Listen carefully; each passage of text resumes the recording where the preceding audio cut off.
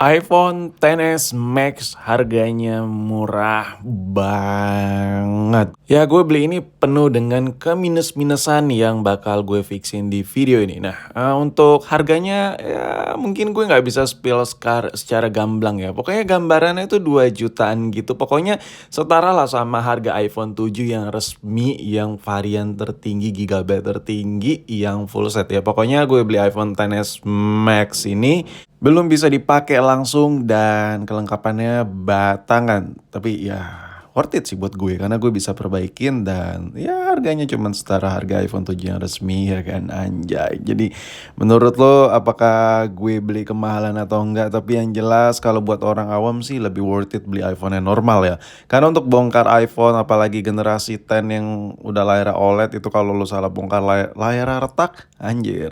Berjuta-juta duit melayang karena layar orinya harganya masih norak banget men.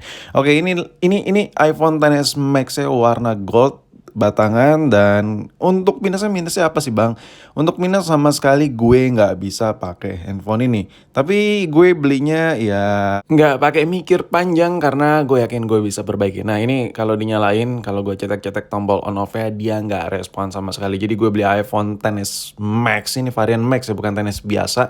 Harga cuma 2 jutaan, kondisi mati total. Dan kronologisnya juga gue udah tahu makanya gue berani beli. Jadi kronologisnya tahu dulu, terus dirasa nggak mencurigakan dari orang yang ngejual, ya udahlah fix sikat. Dan alasan terkuat gue memberanikan untuk beli iPhone XS Max ini yang ngejualnya ini memberanikan diri, ya dia bertanggung jawab kalau seandainya gue bisa buat nyala ini ada akunnya dan dia bisa buka. Oke, jadi gue ya kalau lu yang mau ngikutin cara-cara kayak gue ini saranin COD atau ketemuan atau lu mau beli tuh langsung di rumahnya aja. Jadi kalau ada akun-akun yang nyangkut bisa langsung ya dibuka-bukain.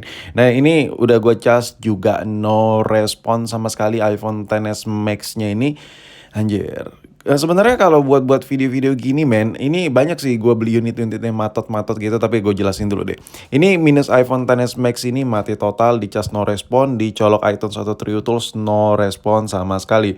Ini masih diagnosa gue ya.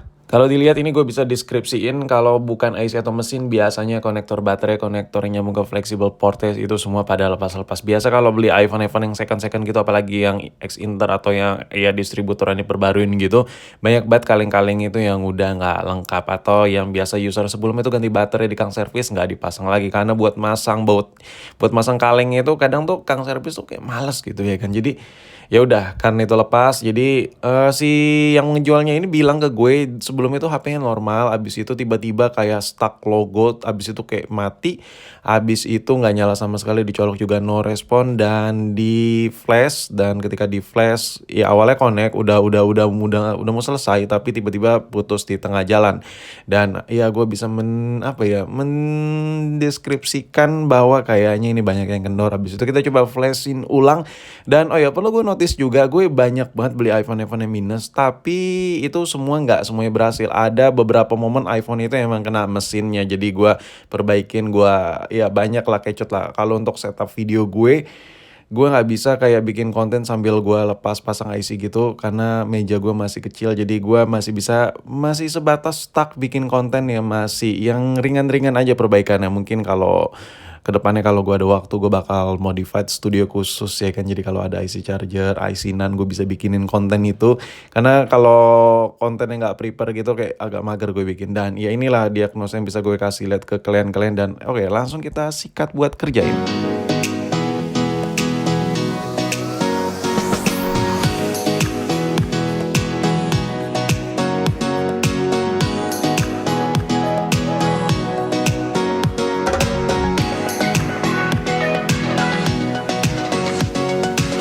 Dan akhirnya jadi juga iPhone XS Max-nya ini kalau dibilang berhasil 100% di semua yang gue lakuin, nggak. Ada beberapa hal yang matot ya, emang matot aja gitu, perbaikannya cukup dalam jadi kayak mager banget gue kerjain. Dan ya yang berhasil pasti gue kontenin. Banyak kok yang udah gue kontenin tapi nggak berhasil karena mesinnya terlalu hancur parah. Jadi ya lu jangan ngira tuh semua yang gue kerjain tuh langsung klop 100%, nggak. Ini yang berhasil aja yang gue kontenin. Nah kalau dibandingkan abang, mendingan beli iPhone yang biasa dong, yang non minus, contoh kayak iPhone 7, iPhone 6s Plus, mendingan beli yang gitulah ya, lebih aman gitu. Daripada beli iPhone kayak lu gitu yang minus-minusan yang matot pula, yang lu beli habis itu lu perbaikin buat lu pakai harian, buat lu pakai pribadi. Relatif sih. Contoh kayak lu ngelihat video gue ini hanya beberapa komponen aja yang lepas, kayak kurang komplit, abis itu di flashing ulang, itu fine kalau lu pakai buat harian. Itu nggak ada masalah sih, yakin gue. Cuman kalau seandainya ya tetap sih sebagian orang awam pasti beli iPhone 7 atau iPhone 8 yang siap pakai gitu. Cuman buat sebagian orang yang ngerti banget mesin, kalau emang udah hancur banget, banyak solder, banyak jumper, nah ya itu yang nggak worth it. Meskipun diperbaikin terus nyala, saran gue mendingan ya nggak usah lu pakai ya.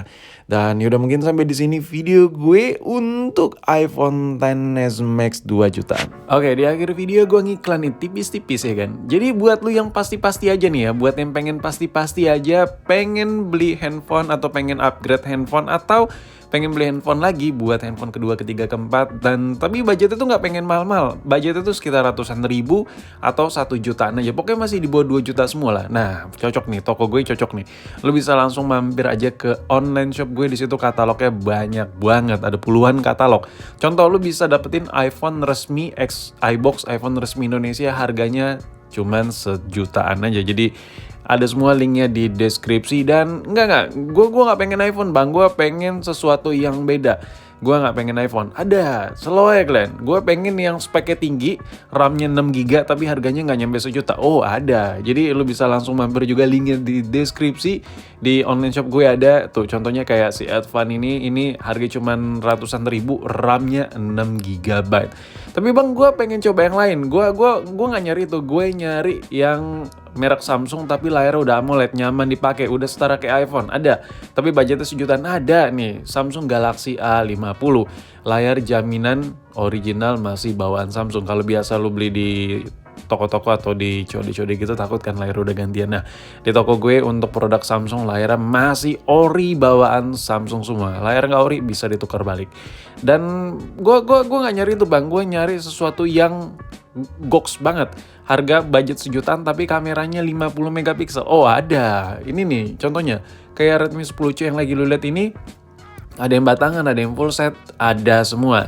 Jadi modal 1 jutaan lu dapat Redmi 10C, ya kameranya udah gede banget, 50 megapiksel, mungkin kalau buat orang lapangan cocok kali ini HP ya.